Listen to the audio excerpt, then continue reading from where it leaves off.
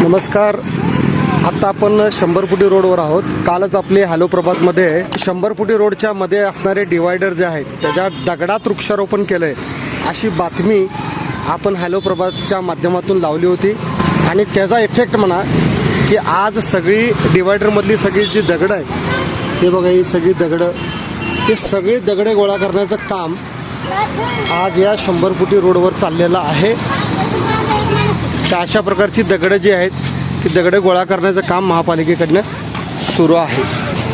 आता हे डिवायडरच्या मध्ये असणारी सर्व दगडं काढून परत चांगली माती घालण्याचा आता प्रकार चालू आहे. कालची आपल्या बातमीचा इफेक्ट होता, हॅलो प्रभातच्या बातमीचा इफेक्ट एवढा होता की आज तात्काळ त्याची दखल घेण्यात आली आणि संपूर्ण डिवायडरमध्ये म्हणजे MSCB पासून पाक घाडगे पाटीलचं जे शोरूम आहे त्या शोरूमच्या सर्व डिवायडरमधील दगड हे काढण्यात येत आहेत.